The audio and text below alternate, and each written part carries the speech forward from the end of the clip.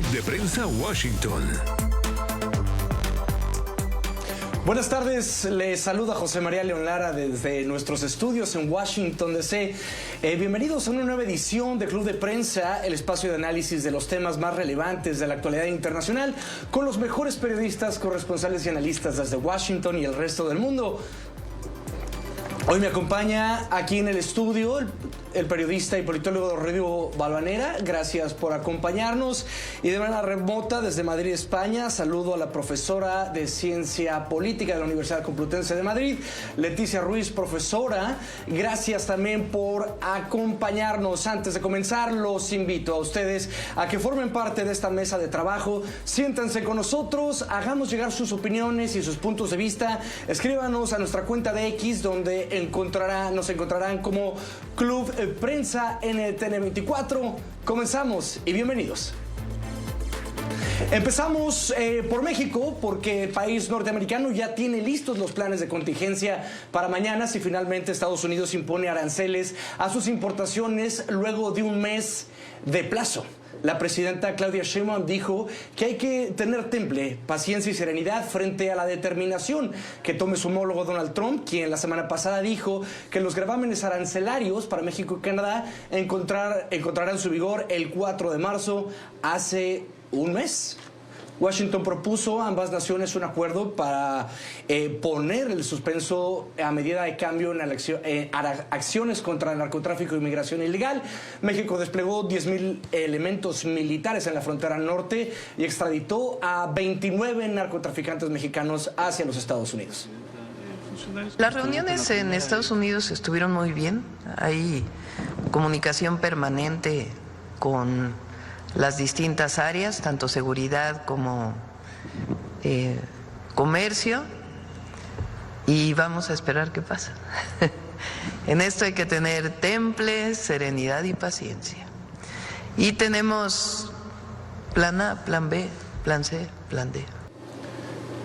Por su parte, el primer ministro Justin Trudeau prometió una respuesta fuerte, inequívoca, a las intenciones del 25% de aranceles de Donald Trump.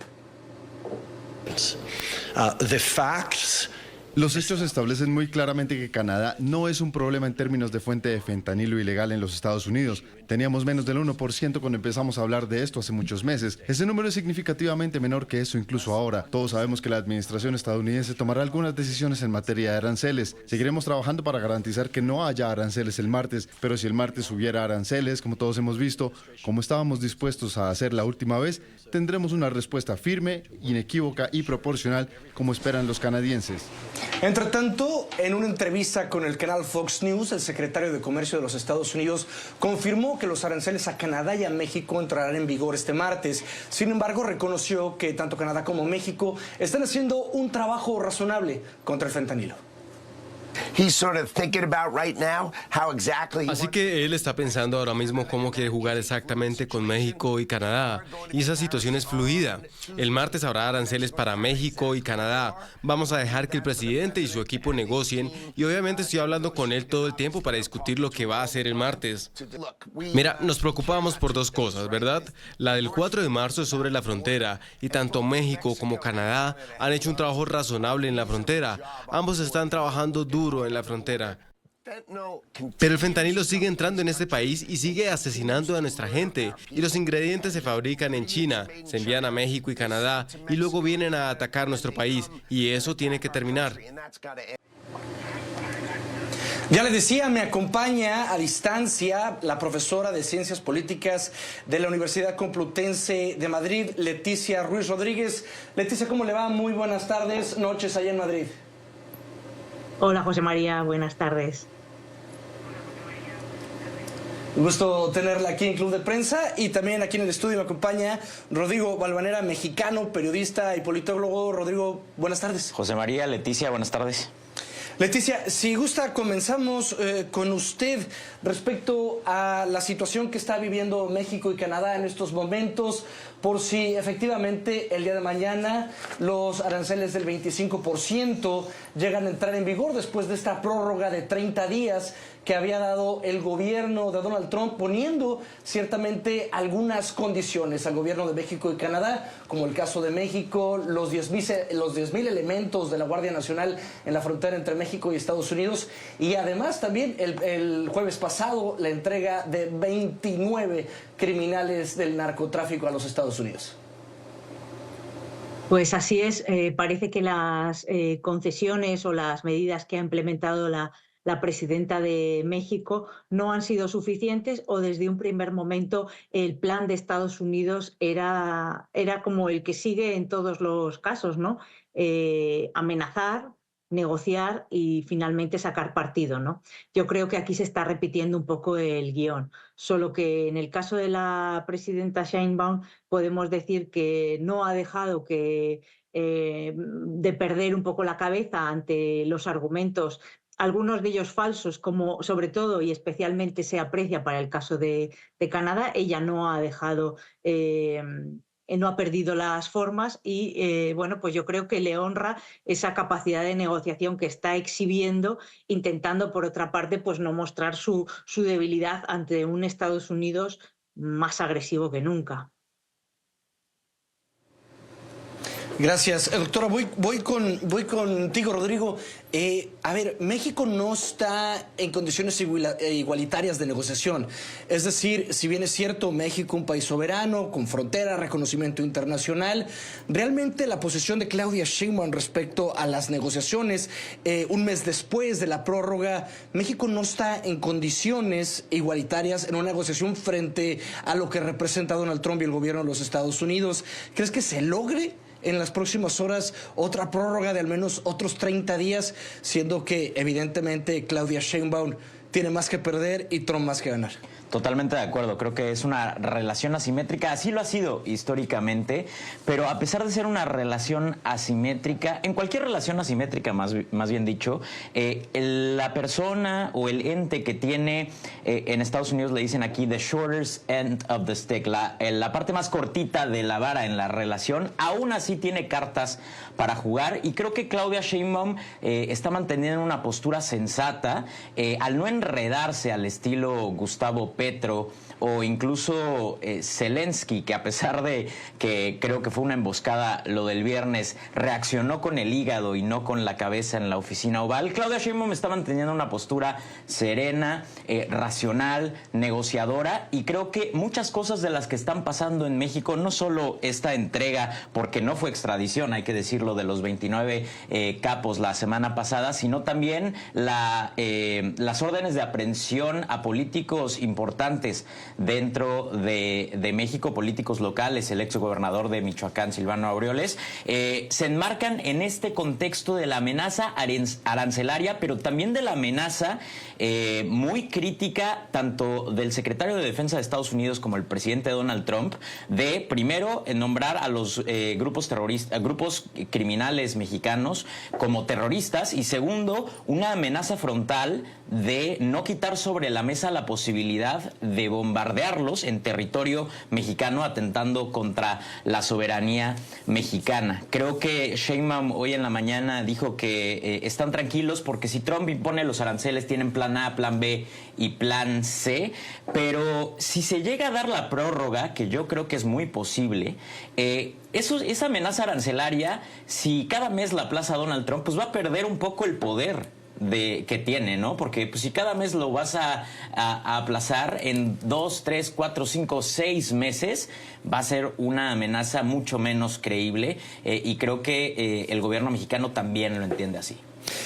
Estoy, ahora que bien lo dices, que si sigue aplazando eventualmente Donald Trump, empieza a perder credibilidad. Y voy con usted, Leticia, respecto a una promesa de campaña de Donald Trump, y también viene ya cuando está en el despacho Oval como presidente nueva cuenta.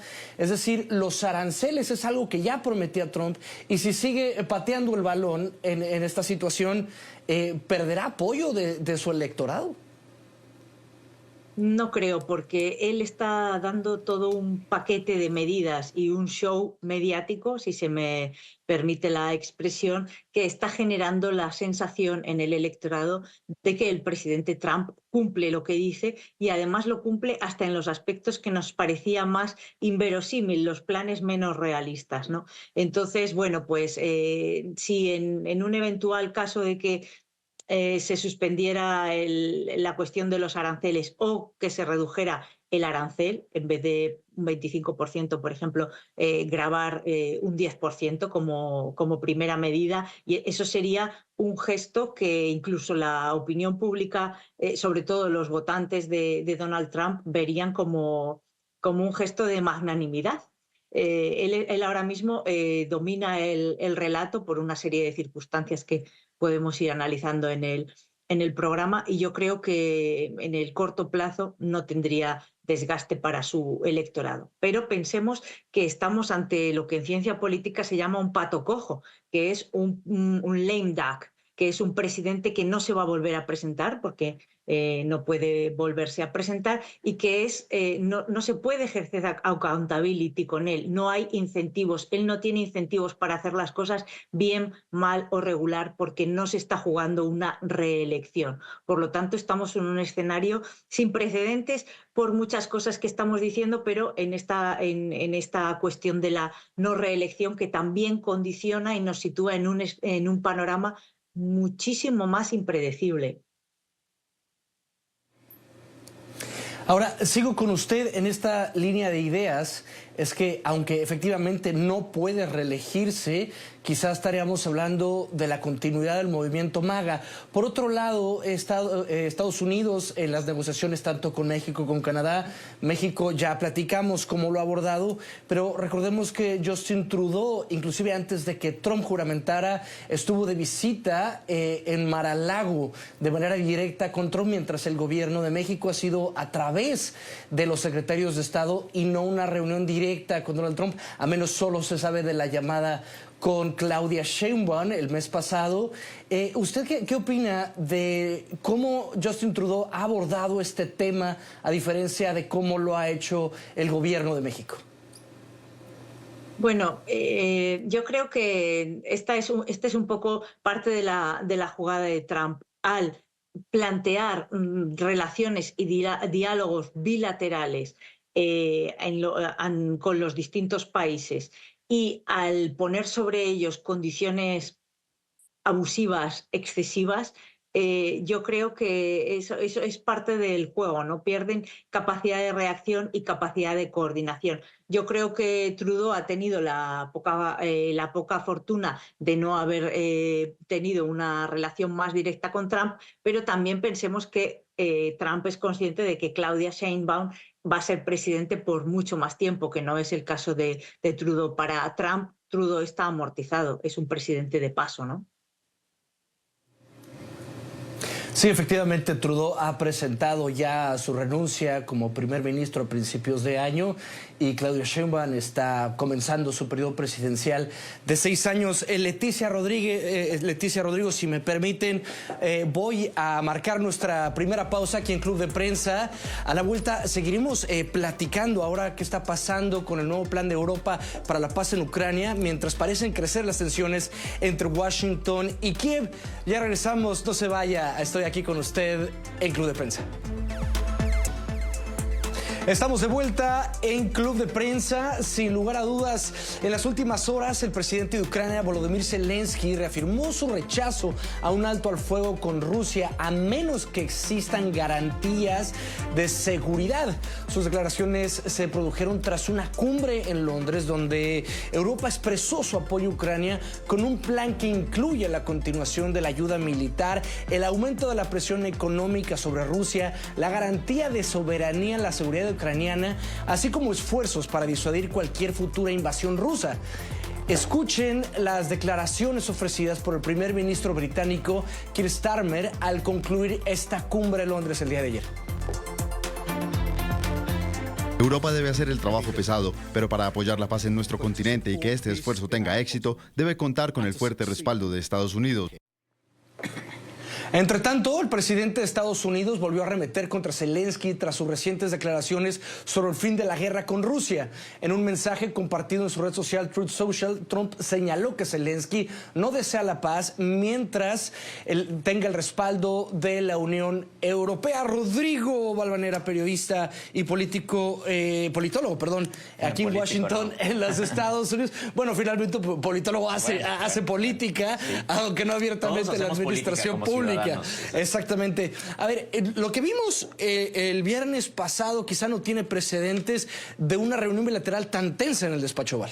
Totalmente. Lo que vimos, como lo decía al principio del programa, creo que fue una emboscada entendida bajo la narrativa de Trump. Al final de la conferencia, Trump decía, a pesar de estar muy enojado, Trump decía, esto va a ser gran televisión. Y tenía razón, le dio la vuelta al mundo entero. Tenemos que recordar que tanto Trump como Zelensky son dos personas que entienden muy bien el lenguaje narrativo de la televisión. Y es interesante analizarlo en ese paradigma. Algo que me parece interesante, yo llevo días preguntándome cuáles son los intensivos para que Trump se alinee tan descaradamente con Rusia y con Putin y saque las manos tan descaradamente de Ucrania. Mucha gente dice, pues Putin, ¿qué información le tiene a Trump? Le tiene unos videos de cuando Trump se paseaba por Moscú en los 90, firmaron algún acuerdo bajo la mesa. Pero no hace sentido, porque Trump está vacunado contra los escándalos. Tiene 3 escándalos al día. Vaya, y si Putin le llegara a sacar algo, a la semana ya nos olvidaríamos de eso. Yo creo que el mejor argumento se lo he escuchado a un escritor que se llama Skye Jethani en un podcast, que él decía que Trump está operando bajo una lógica expansionista. Una frase que pasó desapercibida en el discurso inaugural de Donald Trump en la rotonda principal del Capitolio el 20 de enero de este año, y lo cito, fue: Estados Unidos será otra vez una nación creciente, una que incremente su riqueza y expanda su territorio.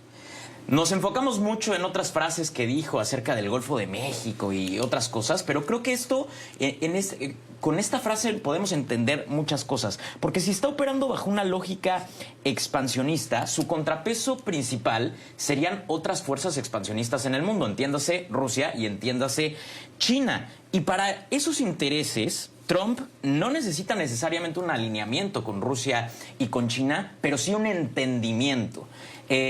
El Skye Jethani argumentaba que Trump está operando como un capo de la mafia italiana, en donde a pesar de tener rivales, se sientan en la mesa con ellos y se reparten las plazas, se reparten las regiones del mundo. Y en ese entendimiento, Trump está operando con decir, pues, ¿sabes qué? Yo coqueteo con invadir el canal de Panamá, Groenlandia, anexar Canadá, bombardear México, ocupar Gaza, mientras tú ocúpate de Ucrania, Rusia, y tú, China, ocúpate de Taiwán. Yo no me voy a meter en esas cosas, pero tú no te metas en mi esquina del mundo. Creo que esa teoría, porque al final es una teoría, estamos especulando, me hace sentido.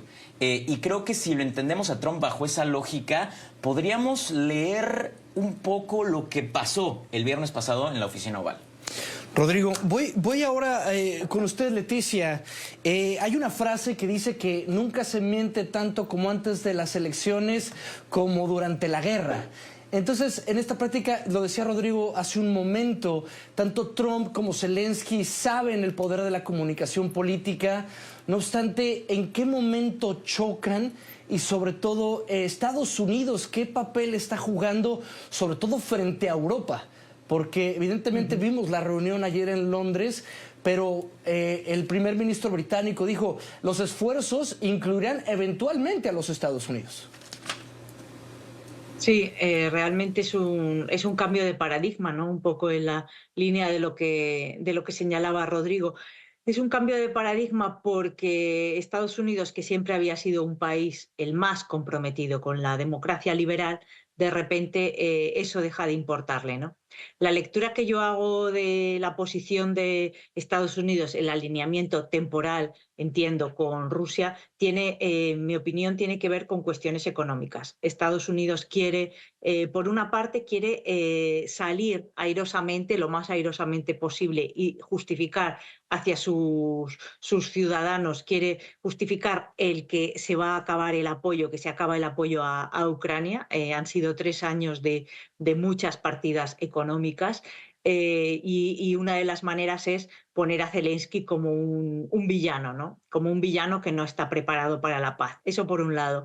Y por otra parte, entiendo que ese acuerdo que tanta premura y tanto interés suscitaba en Trump, sobre las tierras raras y estos minerales raros, que son minerales muy importantes para las cuestiones de tecnología digital, y no olvidemos que las tecnológicas han apoyado a Trump en las elecciones, ¿no? Entonces yo creo que en el fondo lo que estamos es ante una cuestión económica, ¿no? Que en el medio de todo eso Europa se ha quedado totalmente desconcertada, y Trump se puede anotar una primera gran victoria, y es que Europa ya ha comprado, ya ha decidido, ya ha hecho suyo que debe invertir más en defensa, para mejorar su seguridad frente a amenazas como la amenaza rusa, ¿no? Por lo tanto, una cosa que martilleaban los presidentes norteamericanos ya desde Barack Obama, de que había países de la OTAN que no daban el 2% del Producto Interior Bruto, ahora ya se ha producido un cambio total en la concepción que tiene Europa de qué es lo que tiene que hacer, ¿no? Entonces, bueno, pues Ahora, si quieres, ahora seguimos sí. conversando. Sí, sí. Menciona usted a la OTAN, y en esta idea Trump inclusive ha jugado con la idea de salirse de la OTAN. No obstante, la unión que mostraron el día de ayer los líderes europeos en Londres, ¿en esto significa que le están haciendo cara a Trump como una suerte de bloque europeo por si Estados Unidos no está interesado a seguir jugando? Yo creo que realmente lo que se ha escenificado ayer en Londres es un intento de devolver a Zelensky con la mayor dignidad a la mesa de diálogo. Y ya han tomado nota los líderes europeos de que Zelensky no puede ir solo a una negociación con Trump, porque es un presidente que está muy débil. Y más aún cuando en este reparto de poli bueno, poli malo, entre el presidente, el secretario de Estado, el de Defensa de Estados Unidos, ya se ha dejado en el ambiente la idea de que quizá Zelensky debería ser sustituido por otro presidente. Por lo tanto, se está un poco atentando están un poco intentando desgastar el liderazgo de Zelensky. Entonces, yo creo que lo de ayer en realidad no fue tanto enfrentarse a Estados Unidos. Ahí que Keir Starmer, el primer ministro de Inglaterra, lo dejó muy claro, ¿no? No hay plan sin Estados Unidos, ¿no? Entonces, a Europa no se le ocurre enfrentarse a Estados Unidos. Más bien al contrario, son muy conscientes de que no pueden dejar solo a Zelensky, pero que no hay plan de paz sin Trump. El primer ministro británico dejó en claro, Estados Unidos, como dice usted, tiene que estar dispuesto a hacer su parte. No obstante, Marco Rubio dijo que su país está dispuesto a colaborar con Ucrania, pero por su parte el consejero de Seguridad Nacional, Mike Waltz, insinuó que la renuncia de Zelensky tendría que ser necesaria o podría ser necesaria para un acuerdo real de alto al fuego. ¿Qué opina? Sí, efectivamente es eso, es ese intento de desgastar a Zelensky y ponerle como un interlocutor que ya no es válido, ¿no? Aquí yo creo que otro de los aspectos muy importantes es cómo la Unión Europea en este liderazgo de Londres ha quedado muy debilitada, ¿no? Porque no se entiende que no sea la Unión Europea la que haya promovido este diálogo. Perdón. Efectivamente, que el diálogo haya sido propuesto por Reino Unido y no necesariamente por la Unión Europea. Exactamente, es algo que pensemos que no deja de chocar cuando estamos hablando de que el Reino Unido ha abandonado la Unión Europea, y es precisamente el Reino Unido el que toma de la mano a los líderes europeos, la mayor parte de ellos en la Unión Europea, y les dice, vamos a sentarnos porque Francia y nosotros, Francia y Reino Unido, tenemos algo que contaros, porque al final el plan que han propuesto es un plan muy de sentido común, ¿no? Es la parte que faltaba en el plan que proponía Estados Unidos, que era darle más concreción al plan y asegurarse, aunque de una manera muy difusa por ahora, asegurarse de que Rusia no vaya a llegar a un momento donde reinicie este carácter pues expansionista, ¿no? Disuadir a Rusia de futuras invasiones, ¿no? Yo creo que para mí es un intento de que Zelensky se siente en la mesa de diálogo nuevamente, menos desgastado de lo que salió de la Casa Blanca el otro día. A la vuelta hablaremos de Uruguay. Yamandú Orsi tomó posesión como nuevo presidente el sábado pasado. Al regreso analizaremos los principales desafíos de su mandato. No se vaya, ya regreso con usted a Club de Prensa. Ya estoy de vuelta con ustedes aquí en Club de Prensa desde la ciudad de Washington, D.C. Retornó la izquierda al poder en Uruguay con Yamandú Orsi, quien asumió el pasado sábado como presidente. El delfín político del expresidente José Mujica tomó posesión del cargo en el Palacio Legislativo. Orsi se comprometió a gobernar con base en la libertad y la verdad y la justicia. La inseguridad y la economía y la pobreza infantil serán los principales desafíos que enfrentará Orsi en la República del Uruguay. Hay mucho para hacer, hay mucho trabajo, sin duda, pero lo tenemos que hacer con la cabeza y el corazón siempre puesto en aquellos que más nos necesitan. Tenemos un pueblo ahí que nos espera. A esta altura del programa quiero integrar a este club de prensa Ana María Misari, quien nos acompaña desde Uruguay. Ana María, bienvenida y gracias por estar aquí en Club de Prensa. Muchas gracias a ustedes por llamarme, José María. Te hablo desde el balneario Punta del Este, en el departamento de Maldonado. Yo soy habitante de Montevideo, la capital del país, pero estamos en carnaval y este día, bueno, hay mucha gente a lo largo y ancho de nuestro país que descansa, no así el presidente de la República, que asumió el sábado 1 y ya el domingo 2 se trasladó a la Torre Ejecutiva y tuvo aproximadamente 13 reuniones bilaterales entre jefes de Estado y funcionarios destacados de los distintos países y delegaciones que llegaron a Uruguay por el cambio de mando.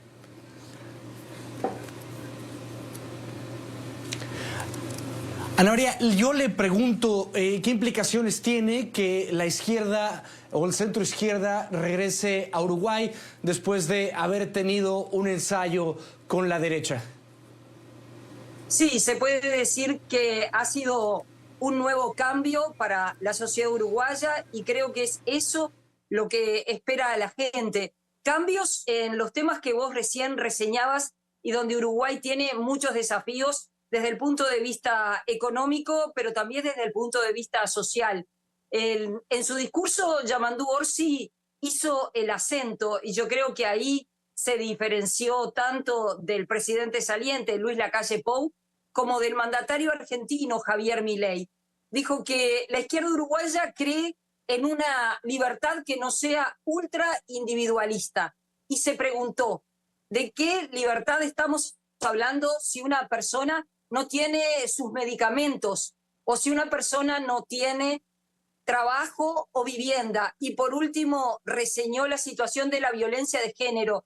Dijo, ¿qué libertad tiene una mujer que no puede estar tranquila en la calle o en su propia casa? Y allí cerró su discurso hablando de libertad con igualdad de oportunidades, libertad con igualdad social. Y creo que allí marcó una distancia que quiero decirte que un senador de la oposición que pertenece al mismo partido del presidente de Lacalle Pou, el Partido Nacional, se trata del senador Sebastián da Silva, dijo que esa diferencia entre libertad e igualdad es absolutamente insípida. es decir, inmediatamente salieron a responderle.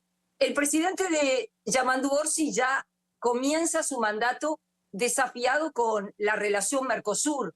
El presidente argentino, Javier Milei, con quien Yamandu Orsi, desde que ganó el pasado 24 de marzo, ha intentado una reunión bilateral. Esto no es un hecho que ha salido públicamente, pero sí a los periodistas nos consta que el gobierno de Yamandu Orsi, desde que ganó la elección, ha intentado un encuentro que no ha sido posible con el presidente argentino Javier Milei, que no vino a la Asunción porque en Argentina, en esa fecha, se inauguran las sesiones de la Cámara de Representantes y el presidente de la República pronuncia un discurso.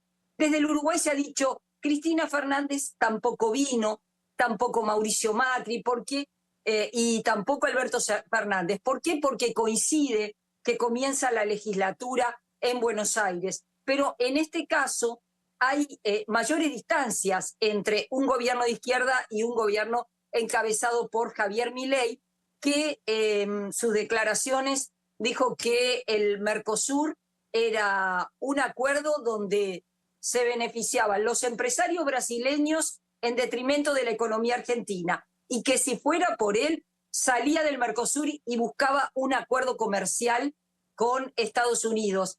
Yamandu Orsi, inmediatamente los periodistas le fueron a preguntar y dijo que Uruguay reafirmaba el compromiso Mercosur, que buscaría profundizarlo, y a la vez el domingo por la mañana uno de los encuentros destacados que tuvo fue con el presidente de Alemania, Steinmeier. Bueno, con el presidente alemán hablaron de la importancia de un acuerdo entre el Mercosur y la Unión Europea. Quiero decirles que este acuerdo entre el Mercosur y la Unión Europea lo buscan nuestros países ya desde la década de los 90 sin haberlo podido conseguir. ¿Se ha avanzado? Sí, se ha avanzado, pero aún ese acuerdo no se ha firmado. Entonces, bueno, Yamandu Orsi tiene muchos desafíos. Para Uruguay, Argentina y Brasil son dos socios muy importantes. Por supuesto que todo el Mercosur, también lo es Paraguay, también lo es Chile, también lo es los países de la región, pero en particular Argentina y Brasil. Hay una relación muy, muy, muy estrecha con el presidente Lula da Silva, un presidente también de izquierda, un presidente muy amigo del expresidente José Mujica, con quien el presidente Yamandu Orsi ganó las elecciones un domingo 24 de noviembre y 72 horas después estaba viajando a Brasilia a visitar al presidente Lula da Silva. Por allí Uruguay tiene muchas expectativas. El país desde el año 2015, es decir, abarca el anterior periodo del expresidente Lacalle Pou, pero también la última administración del Frente Amplio, tiene muchos problemas de crecimiento. Uruguay no crece a los ritmos de la demanda social. ¿Qué te quiero decir con esto? Uruguay necesita un crecimiento de su economía muchísimo mayor para lograr resolver y atacar problemas sociales muy severos que tiene. Entiendo que a la mirada de ustedes, y por supuesto que Uruguay es una democracia sólida, es un sistema de partidos muy fuertes, pero Uruguay es un país que está desafiado desde el punto de vista social. ¿Por qué te digo esto, José María? Porque en un país de 3.400.000 habitantes hay una pobreza multidimensional, que ahora te voy a explicar este concepto, que afecta a más de 640.000 personas. ¿Qué es esta pobreza multidimensional?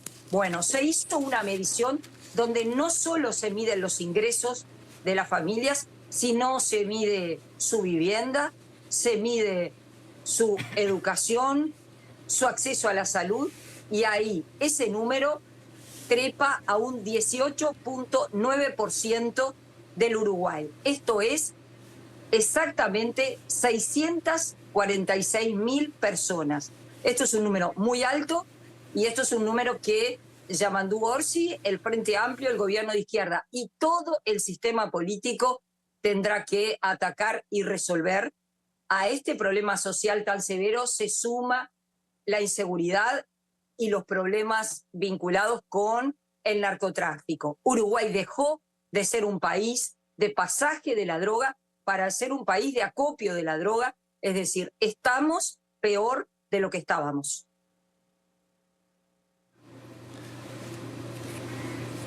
Ana María, le agradezco y ahora le pregunto a Rodrigo Valvanera, Luis Ignacio Lula da Silva ha tomado esta suerte de liderazgo en el continente respecto a la izquierda. Y llama la atención también que Claudia Sheinbaum no haya asistido, siendo también una presidenta de izquierda. Vimos a Boric, vimos a Petro, inclusive vimos a su majestad Felipe VI, pero eso es otra cosa. ¿Qué posición está tomando Lula da Silva como el nuevo líder, quizá en algún momento como lo tuvo Chávez? Me parece interesante esta reconfiguración en Latinoamérica, particularmente en Sudamérica, porque como bien lo dices, está el grupito entre Lula, Boric, Petro, Sheinbaum, y ahora entraría aquí Yamandú Orsi. Y por el otro lado está la derecha mucho más fuerte, la de Milei, la de Noboa, la de Bukele, la de Bolsonaro en Brasil, aunque no es gobierno ahorita. Y también está la izquierda autoritaria latinoamericana, que ya mencionabas, Chávez en su momento, a principios de siglo, fue el líder de la izquierda en Latinoamérica, pero hoy en día yo no pondría en la misma cubeta a Maduro, Díaz-Canel y a Ortega, que en la misma cubeta que Lula. Ellos ya se miden con otra vara, sin duda. Totalmente. Entonces me parece interesante que tome la batuta Lula, sí desde una izquierda, desde una izquierda autoproclamada, pero también una izquierda que deja afuera y no abraza, como lo hicieron líderes de la izquierda a principios de siglo, a los regímenes autoritarios de Venezuela, Nicaragua y Cuba. Y creo que Sheinbaum también ha mostrado eso, a diferencia de López Obrador, su predecesor, que invitaba a Maduro y a Díaz-Canel a Palenque y los abrazaba y los paseaba. Sheinbaum no los ha condenado, pero se ha mantenido un poco al margen de ellos. Sí, creo que ha sido mucho más prudente al respecto. Y en esta misma lógica, ¿dónde queda pues ese protagonismo de Milei, Noboa, Bolsonaro, que ahora no es gobierno, y evidentemente Bukele? Está dividido realmente Hispanoamérica en dos bloques ideológicos cada vez más marcados. Me parece que sí, creo que así como la mayoría de los países en el mundo están polarizados, la región latinoamericana también está polarizada, y hay dos discursos que están tratando de competir en la región, porque las políticas de seguridad de Bukele no solo se quedan en El Salvador. En todo el mundo vemos políticos tratando de emular esa narrativa y esa política, y lo mismo pasa del otro lado con Lula, con Boric, con Petro, con Claudia Sheinbaum. Entonces me parece interesante analizarlo de esa forma. Pues bien, gracias Rodrigo. Es momento de ir a una pausa. No se vaya, ya regreso con usted. No se vaya. Regresamos a Club de Prensa. Ya de vuelta en este último pequeño bloque de Club de Prensa de este 3 de marzo del 2025. No me queda nada más que agradecer a nuestros invitados y nuestro invitado el día de hoy. Desde Madrid, la profesora de Ciencia Política de la Universidad Complutense, Leticia Ruiz Rodríguez. Muchas gracias por estar en Club de Prensa el día de hoy. También agradezco a Rodrigo Valvanera, periodista y politólogo aquí en el estudio de NTN 24 en la ciudad de Washington y hasta Punta del Este. También agradezco a Ana María Mizrahi. Muchísimas gracias por estar con nosotros el día de hoy. Yo soy José María León Lara. Le agradezco su sintonía y le espero el próximo lunes en punto de las 2 de la tarde, tiempo del este de los Estados Unidos, en un Club de Prensa más. Muchas gracias y muy buenas tardes.